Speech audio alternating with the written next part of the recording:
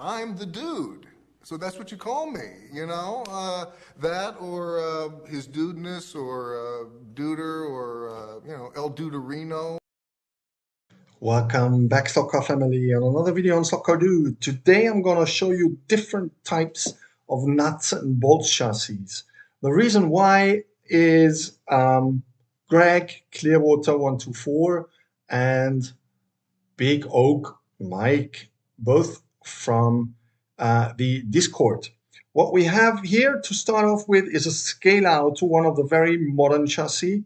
And you can see here where I'm pointing in the rear. This is where the rear axle bushings go. You can either use ball bearings or standard bronze bushings. You have the motor pod to hold the motor or to screw in the motor. You have, as you can see, suspension here already built in. That's for the whole rear axle. I'm going to show that to you later on, how that works. You've got, or no, let's check it out right away. Here you go. I'm holding the front plate and you can see that the rear axle can actually move quite well, and this does improve your driving a lot. This chassis contains aluminium, brass, steel, and carbon parts. The purple screw nuts that I'm pointing here at, this is where you adjust the float, the body float. Those aluminium nuts that are built into that are to hold the body or to screw the body to that chassis. The body has got posts in it, like poles, and that's where you screw in the body screws to hold it actually. Here we've got another purple nut, and as you can see, this moves also. That's the complete front axle holder made of carbon, real carbon. Here you've got the front axle holders. Oh no, my out of focus is killing me. Now it is back again. So here you put in again the bushings, the front bushings. Sorry guys, the autofocus is getting out of hand. So yes, this is where you put in the ball bearings. Now we've got those just trying to show it to you again in case you didn't notice in the very first time, because the autofocus was not adjusting itself properly. What we also have is we have a front axle suspension, which is to the very right, those golden colored nuts that you can see here, and you can see a small spring in there as well. You can change actually those springs and change the strength of the suspension itself. The way it works is, here you go, that's the front axle suspension. You can adjust that or by using different type of nuts in different heights or different springs, which means the suspension weight gets bigger or smaller, or the suspension itself gets harder or softer. There are actually quite a big number of springs available. And you can also see why those chassis are called nuts and bolts. There's an awful screws there. The ones I'm pointing to here, or trying to point here now, is the ones where you can change the distance between front and rear axle. So a little adjustment to the front and to the rear. You can see here there are 4 holes, and you can actually move those front axle holders. Those screws that I'm pointing here right now, here you can adjust the length of the guide holder, meaning you can move it forward or back a little. The chassis has, of course, got the nuts worked into the carbon here, where you screw the body onto those carbon parts with a screw from underneath. This is a highly sophisticated chassis, as you can see. Here you would put in the gear, of course, from top, but it allows you to use different sizes of gear. That's why this hole is so wide and long. All in all, again, it's a very highly sophisticated chassis, um, and I really like it. Now I'm going to give you an idea of another one that we use for our young timers. That's why there is the YT written on that box. This chassis is actually delivered in parts. Now you saw the scale auto chassis is already screwed together. That's how you actually buy the scale auto chassis, compared to this one, which you buy actually really in parts. All the parts you just saw and all the screws are in that box. And I'm going to show it to you in a second. This is what the whole inside looks like. We have the brass plate and the so-called aluminium H, because it's shaped like an H. How this works, I'll show later to you. I'll show this chassis to you built together in a car, actually. Here are the parts for front axle holder, guide holder, the side pans actually that you glue to the body. A little different setup than the one that I showed to you with a scale auto chassis. And of course, you have all the screws and nuts and bolts in an extra bag. That's all the screws, nuts, and bolts that you actually need for that chassis. There is no instruction coming with it. You should know what you're doing. And in this tube, in this see-through tube, you've got the springs for suspension, the also the distances for the axles. So that's what you can buy. Of course, the kit is very cheap compared to those ready-built chassis, because here you still have to do all the work on your own, on yourself again. Now let's change over to see what this looks like when you put a fiberglass body on it, like this Ford Capri. This is fiberglass, painted, decaled, and has a lightweight interior and lightweight glass in it. Here again, this is exactly the chassis that we just saw in the box in parts, screwed together, put together, adjusted to length, to the length you need for the body you want to put it underneath to. How does this chassis work? What can this chassis actually do, and what can't you do with a chassis? Trying to get a little closer, no, doesn't really help. What I'll do now is I will unscrew the chassis from the body and show you the top side of the chassis and what it looks like in the body, how the whole thing is really attached to the body. So let's just unscrew this chassis. So give me a sec. It's 4 screws. This is number 1. Okay. Wrong screwdriver there, as always when you've got both hands full and the camera. So first screw to be opened. Yes, easy. Going for the second one. Well, it's always hard when you do that in front of camera. Shaky hands. Third one to be opened, and then we'll have the fourth one. So you see all those 4 screws are worked into the chassis quite well. The chassis is all flat underneath, so no screw is actually looking or is lower than the chassis, the brass plate itself. The way you detach that is you just open it a little. Hang on, give me a sec. You pull on top and then you push the bottom. This is what the body looks like. That's the inside of the fiberglass body. You will notice that there is quite some weight in there. The reason why is fiberglass bodies are very, very lightweight, and you have rules and regulations for a race class. This means you have to put weight into your body so that it's actually is allowed to be used. So you see in the rear there, everything that's gray is weight, it's tungsten.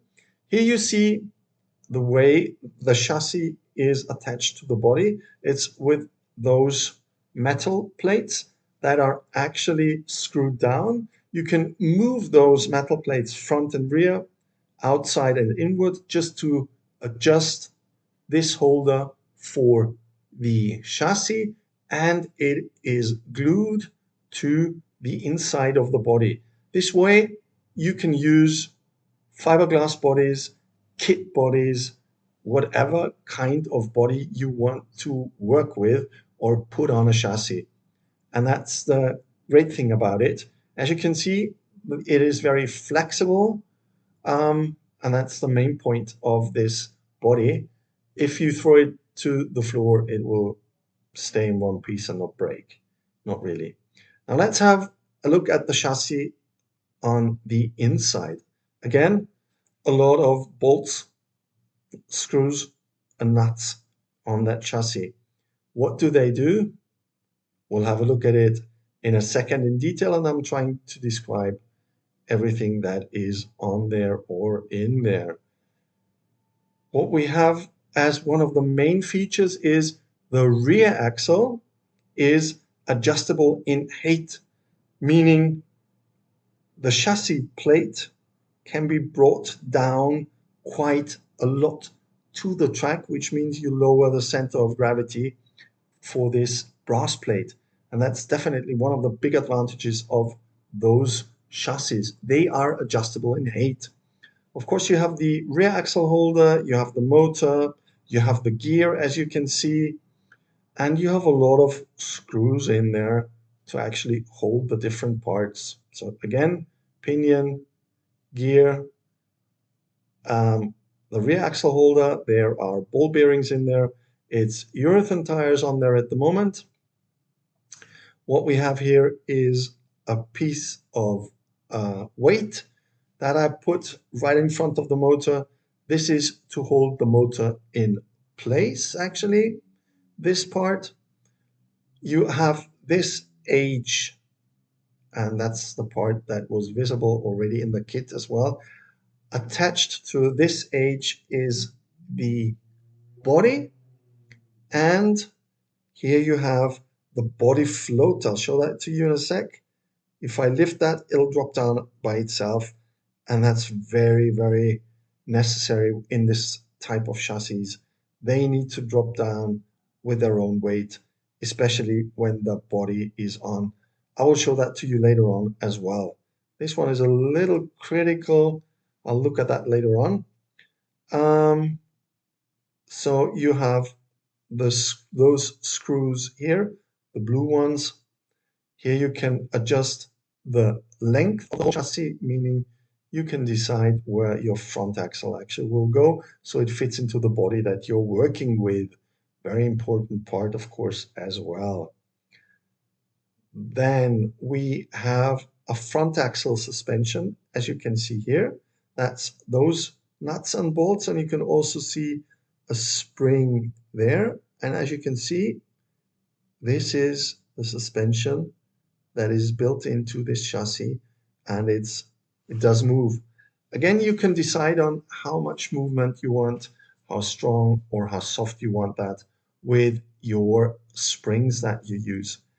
And as this is a triangle, always you have here another screw, also with also spring loaded, so to say, to support that whole suspension system of the front axle.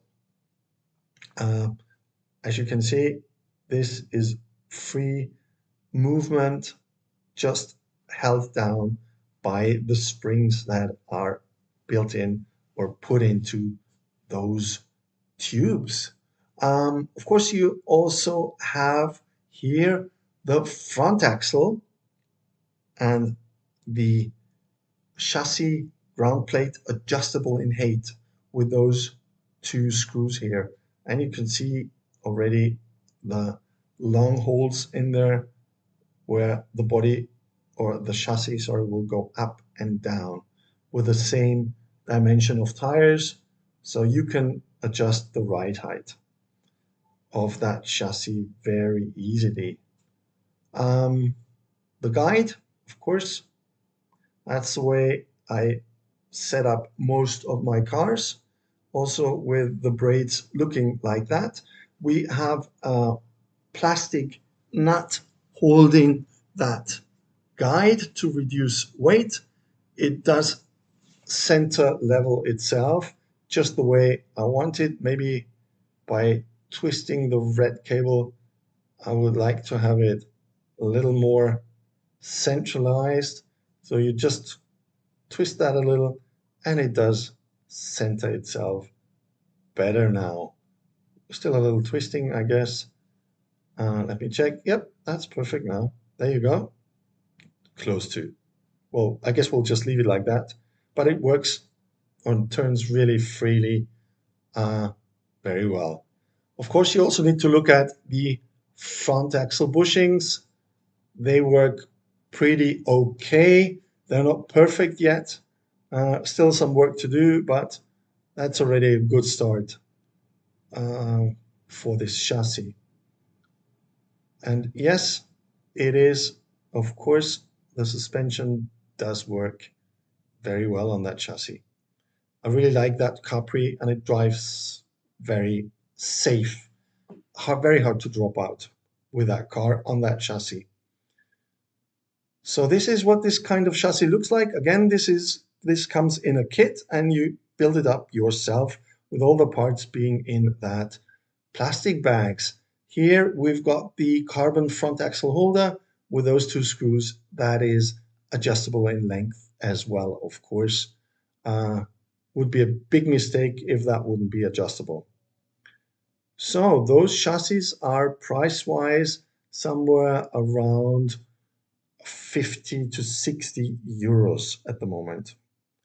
And again, all those nuts and screws are underneath the brass plate, which means no screws looking down or being lower than the brass plate itself. That's the lowest point of weight, and that's what you actually want.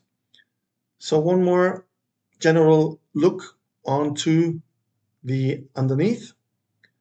Yeah, in case I haven't mentioned, this is where you adjust the length. That's what it looks like from underneath. So here you can adjust the length of the chassis to suit your body or the body you want to go for. Of course, you need the width underneath the body as well so that the chassis fits in. But those chassis are available in different sizes, meaning different width numbers that are available. We have here the front axle, of course. As you could see in ball bearings, and here again the rear axle also held by ball bearings in place. Those two axles should be as parallel as possible. So if you measure the outside points of those axles on the left side and on the right side, they should show exactly the same reading. And here also the front wheel touches completely. So this car does not ride on the guide or on the braids. The braids are lifted slightly, which means they're floating above the metal parts of the track. So let's put the chassis back together with the body. And hang on, wanted to show you one more thing, and that is how those metal parts are glued in. We put in a very thin layer of foam available in hobby shops so that you don't get those loud noises from the body and the chassis when they rattle actually going over the track. So this is more like a sound prevention, noise prevention, and a little extra suspension, if you want to call it that way. You can decide on the thickness of those foam plates yourself. Some like to have it thicker. I prefer to have it like this. So that's just a few mils uh, that go in between that metal plate and the body. Now let's put the chassis back on into the body again. I'm going to show you how. We fiddle in the top two screws. Let me show you into here. And then we try not to get the cables in between. So fiddle that out. And then we just pull the body slightly until the screws snug into here. That's it. And now we just need to screw them down, and then you have the body attached to the chassis. I'll show you also in the second what the body float on this car looks like, only done by those four nuts on the inside that you can actually change to others and reduce the body float or enlarge the body float as to your likings. And of course, you can also adjust to have more body float in the rear and less in the front, or the other way around, as you prefer. And you have to test it out on your own. So let's see if I lift that body, does it? Yeah, you see it drops down on itself. That's what you need. That's a perfect body float for this kind of chassis. So whether I do it in the rear or in the front, it should drop down with its own weight without being stuck. So that looks really, really good. And of course, on all four sides, I just tested it on two, but it does work the same on the other side of the body. So this is the Ford Capri that I drive in the Youngtimer class. Let's check out the ground clearance. This is what it looks like when you look from the side into the chassis. And again, you can adjust the ride height of that brass plate on the front axle and on the rear axle. And that's a big, big, big advantage of those type of chassis, because then you can go as low as rules and regulations allow, actually. And of course, those rules and regulations differ. Now let's change over to another type of car, which is this Ford Escort MK1, and it's got a chassis that is basically exactly the same. We have the 4 points where you can detach the body from the chassis. The inside of the chassis looks pretty much the same. I'll show it to you in a sec. You will notice there is different points or different ways of locking the guide holder. It looks different. The brass plate looks different. There are not as many holes in there, so it's not as many things to adjust.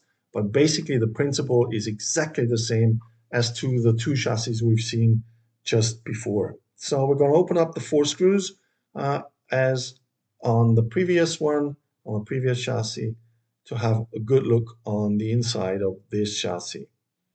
In case you have any questions, of course, please write in the comments. I'll try to answer them as good as possible. If you want to actually talk to me, you can do this on Discord. It is called the Slot Yard community, or the Slot Yard. So we're going to detach the body from the chassis now. Just pull that outwards a little, and there you go. And again, first of all, a look into the body. This body is a kit body, actually, from Bell Kits. It's actually a Rally Escort that I redid as a touring car. This is what the metal plates look like on this chassis. This is to adjust the width. And as you can see here, we also glued that to the body with those foam plates on both sides to reduce the noise. You also see a Lexan inlet, a Lexan cockpit to keep everything as light as possible. But enough of the body, let's go and check out the chassis. It does look slightly different, but again, the main things are exactly the same. You notice a kind of an H in the middle, where the body is attached and where you adjust the body float. Let's check out the rear axle again. This chassis also has a height adjustment, so you can lower the chassis to your likings within the limits, of course. Um, and let's check out the inside of the chassis. You see uh, here the H again that I just described to you. And this is, as I mentioned before, where you adjust the body float on those 4 points, 4 screws that you can see here. Let's see if that works as well as it did before with the Capri. There's also a screw in the middle. That's also some kind of suspension for the front axle, but with this chassis, the suspension is not active. Let's check and see how well the H is actually moving freely or not. Give me a second. I just need to check out something on the inside. So here we are. I'll get the screwdriver. Of course, you can see here, this is where the front axle suspension would be in place. On this chassis, it is simply screwed down because we're not using it in this race class. It's in the rules and regulations. Very simple. We could, but we don't want to use it on that one. And again, here is the body float. And when I lift that, it drops down on its own weight, which is the most important part, which means I put together everything correctly. Again, this chassis also comes in a kit. So all parts separately, all screws, nuts, bolts separately, and you screw and put it together on your own, on yourself. This comes with a instruction as well. You can see here I put some tungsten weight to the left and to the right in the front, as the brass plate has got a lot of weight on it again, but this car just handles better if I have some weight in the front. So that's why I put it there, just a little test with trial and error. And also this chassis has got height adjustment on the front axle. You can see it a little here already. I'll show it to you from the front where it's better to be seen. There you've got the screw from the front and you can see the long hole where you can actually rise or drop the chassis to your likings. Again, it's got to do with the diameter of the front wheels and of course with the guide itself and the pickup shoe. So this is what this chassis looks like. Let's check out the ball bearings on this car. That's a lot better than the Ford Capri before. Those would be running forever. No, not forever, but quite long, let's put it that way. So this means the chassis is put together on the front axle quite well. Not to say very well, because the longer they spin, the better work you did, the better job you did. On how to do this, I'm not sure whether I already have a video out. If not, I might do one. But let's proceed with that chassis. As you can see here, the guide setup again, you see the braids, the way I attached the braids by length and by the angle. And as I mentioned before, that's the way I prefer to have my braids set up. If you look at the guide, you will notice that I worked on it a little. It gets thinner halfway through. You can see it from the underneath here. This comes from the Dremel that I put on here. I want to have it thinner in the middle and the fat parts to the front, or the white parts to the front and to the rear of that guide. This is what this chassis looks like. Did I forget anything yet? Don't think so. Just kicking the camera one more time. So we'll put together the body and the chassis again. We're just going to attach the top screws, then pull a little so that the bottom screws down here snug fit in there as well. And as you can see, the guide, there's not much space for that guide, so that's a special guide, rather a short one, so that it still operates good and well within the body. Now we're gonna screw down the body to the chassis again and check the body float and see if that was done well or not.